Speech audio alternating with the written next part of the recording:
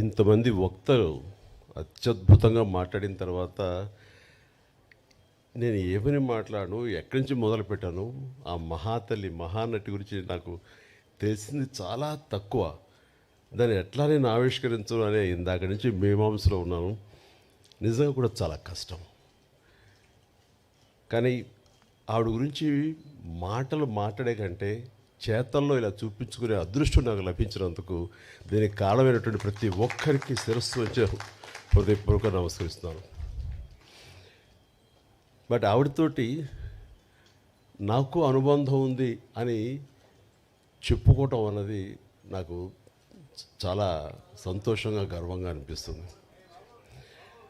నేను పునాదిరాళ్ళు అనే సినిమా మొట్టమొదటగా చేస్తానని వాళ్ళకి చెప్పడం అన్నది అది కాకతాళీయం. ఎందుకంటే అప్పటికి నా ఫిల్మ్ ఇన్స్టిట్యూట్ కోర్స్ పూర్తి కాలేదు, చెయ్యకూడదు, అయినా సరే తప్పనిసరి పరిస్థితుల్లో వస్తాను అన్నాను.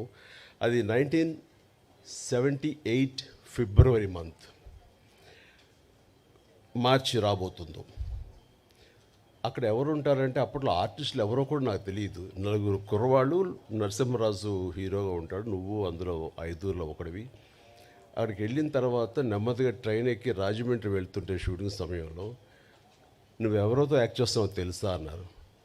తెలీదు.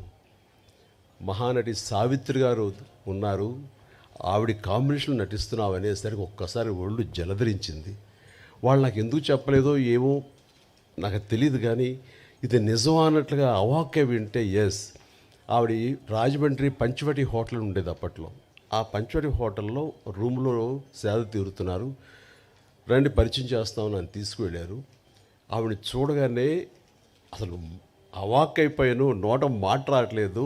ఈవిడైనా ఎన్నాళ్ళు తెరవేద, నేను మా నాన్నగారు అభిమానించేవాళ్ళం.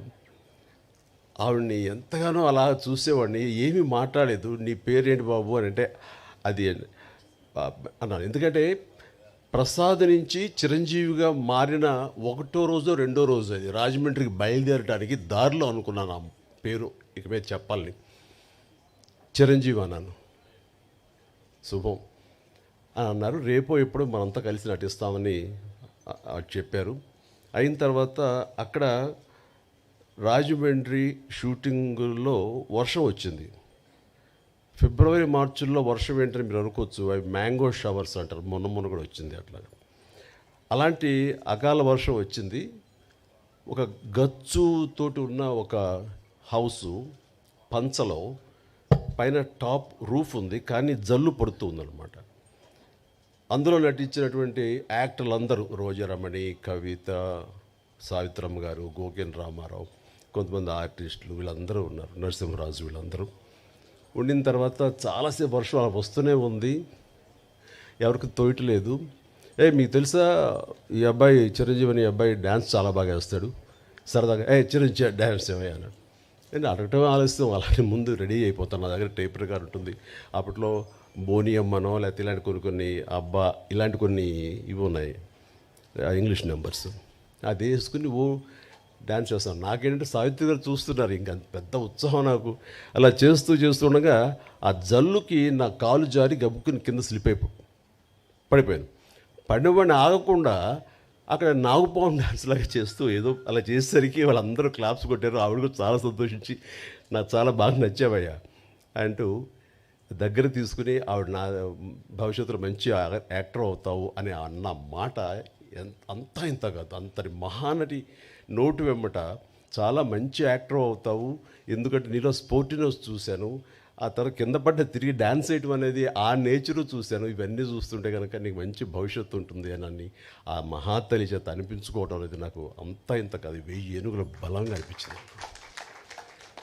ఆ తర్వాత మళ్ళీ ఆవిడతోటి మరొక సినిమా చేసే అవకాశం కలిగింది. అది చాలా రోజుల తర్వాత, అంటే 80లో అనుకుంటా, అది 1980లో. అది ప్రేమ తరంగాలు అని చెప్పేసి, అందులో నేను, కృష్ణరాజు గారు, సుజాత గారు, జయసుధ గారు మేమంతా ఉన్నాము. ఆవిడ నా తల్లి పాత్ర. ఆ తల్లితోటి మళ్ళీ ఆవిడ బిడ్డగా యాక్ట్ చేసి నటించే అవకాశం నాకు కలిగింది. ఇట్లాగా ఆ తర్వాత మళ్ళీ నేను ఆవిడ చూసే అవకాశం కానీ ఆవిడతోటి నటించే అవకాశం కలగలేదు. ఆ తర్వాత మరి కాలం చెందారు. కానీ ఆవిడ సినిమాలు ఎప్పుడు చూస్తుంటాను, పాత పాటలు ఎప్పుడు ఇంట్లో పెట్టుకుంటుంటాను. ఏదైనా పాత పాట చూడాలంటే కనుక నాకు సావిత్రమ్మ గారు యాక్ట్ చేసినవి, ఆవిడ పాడినవి ఆ పాటలే చూస్తుంటాను. ఎంత సునిశ్చితమైనటువంటి ఎక్స్ప్రెషన్స్, ఎంత హావభావాలు, కేవలం కళ్ళతో మాత్రమే ఆవిడ చూపించేటువంటి గొప్ప నటి. ఇందాక మన గత వక్తలు అన్నట్లుగా ప్రపంచంలో మరి ఏ నటి లేరండి. ఆవిడే కళ్ళతోటి యాక్ట్ చేసేవాళ్ళు, కళ్ళతోనే ఆకట్టిన వాళ్ళు, కళ్ళతోటి హావభావాలు పలికించేటువంటి గొప్ప నటీమణి. మా నాన్నగారికి చాలా ఇష్టమైన నటీమణి సావిత్రి గారు. సో బహుశా నాకు నాన్నగారి నుంచే వచ్చిందేమో. నాన్నగారు ఆవిడ పాటలు అవి ఏదో కనిపిస్తున్నా, ఎప్పుడైనా చూపిస్తున్నా, మేము సినిమాలకు వెళ్ళినా సరే దాని ఇంటికి వచ్చిన తర్వాత విడమరి చెప్పేవాళ్ళు నాన్నగారికి నటన పట్ల మక్కువ కొద్దీ. సావిత్రి గారు ఎలా చేసేవాళ్ళు, అక్కడ చూడి అంత ఇదిగా ఉండేదో, ఆ కళ్ళ నుంచి బయటికి నీరు రాదు, కానీ ఆ కళ్ళలో ఆ కరుణ రసం ఎంత బాగుందో చూడని నాన్నగారు చెప్తుంటే, ఆ రకంగా నాన్నగారి నుంచి నాకు ఆవిడ మీద అభిమానం కానీ, వారి నటనను అలా చూడటం కానీ, దాన్ని ఆకలింపు చేసుకోవటం కానీ, ఆ రకంగా ఆవిడ మీద అభిమానం పెరగడానికి బహుశా అదే కారణం. అందుకని నేను అంతకుమించి ఆ మహానటిని ఎనలైజ్ చేసి ఆ మహానటి గురించి నేను చెప్పేంత అర్హత నాకు నిజంగా లేదు నాకు. బట్ ఆవిడ అనుక్షణం ఆవిడని ఎప్పుడు మనసులో ఆరాధిస్తుంటాను. నాకు ఒక మంచి ఫోటోగ్రాఫ్ మన కిషోర్ ఇచ్చాడు, సంజయ్ కిషోర్. అది ఎప్పుడు నా బెడ్రూమ్లో నేను పెట్టుకుంటూ ఉంటాను, అంతగా ఇష్టపడతాను. ఒకసారి అదే ఇందాక చెప్తున్నారు చాముండేశ్వరి గారు, ఇంటికి వచ్చినప్పుడు నేను ఆవిడని ఎప్పుడు ఎంతగా ఆరాధిస్తానో, మీరు సడన్గా వచ్చారు నాకు నిజంగా తెలియదు, కానీ మీరు నమ్ముతారు నమ్మరు అంటూ ఆ బెడ్రూమ్లోకి వెళ్ళి ఆ ఫోటోగ్రాఫ్స్ ఆవిడ చూపించినప్పుడు ఆవిడ ఎంత స్పందించారు, ఎంత ఇదయ్యారంటే అంత ఇంత కాదు. బహుశా అంతగా ప్రేమించే ఒక యాక్టర్ చిరంజీవి లాంటి మనిషి చేత ఇది చేయించాలని ఆవిడకి ఎందుకు అనుకుంటున్నారో ఏమిటో నాకు నిజంగా తెలియదు. కానీ మన బ్రహ్మానందం గారు వాళ్ళు అన్నట్లుగా ఆ మహాతల్లి పైనుంచి నా గురించి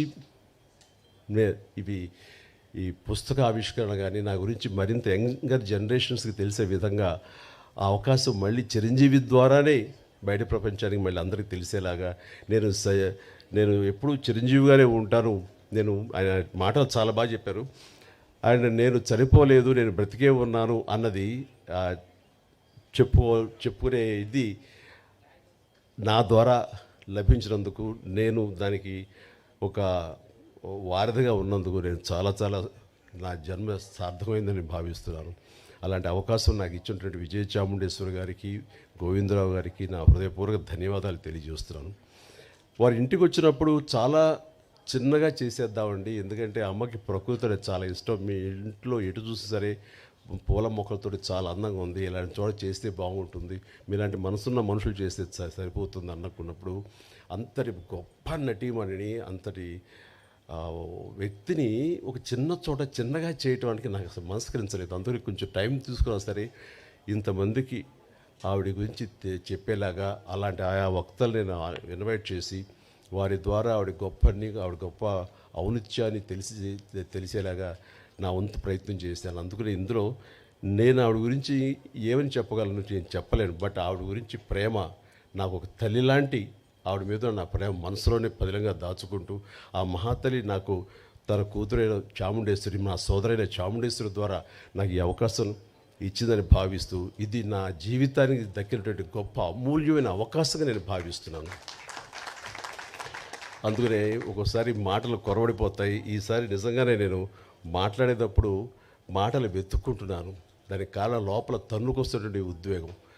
అలాంటి భావోద్వేగాల మధ్య ఉన్న నాకు ఆ మహాతల్లికి మీ అందరి సమక్షంలో నేను మనస్ఫూర్తిగా నా నివాళులు అర్పించుకుంటూ, ఆ మహాతల్లికి ఇంతకంటే ఇంకేం చేయగలం అంటూ నేను తెలియజేస్తూ, ఇంత ఓపికగా మీరందరూ ఉన్నారు, ఇంత చక్కగా మీరందరూ వీక్షించారు, అందరికీ నా హృదయపూర్వక ధన్యవాదాలు తెలియజేస్తూ, నాకు ఈ అవకాశం ఇచ్చినందుకు ప్రతి ఒక్కరికి నా హృదయపూర్వక ధన్యవాదాలు. అలాగే పేరున ఇక్కడ ఇచ్చేసినటువంటి వీళ్ళందరూ కూడా ఒక ఫోన్ కాల్ చేసి రండి అనగానే పెద్ద ఎత్తున వచ్చారు, ఎక్కువ సమయం వెచ్చించారు, చాలా అద్భుతంగా మాట్లాడారు.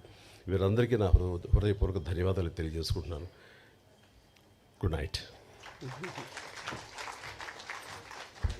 ధన్యవాదాలండి. వేదిక మీద ఉన్న వారందరినీ దయచేసి కూర్చోవలసిందిగా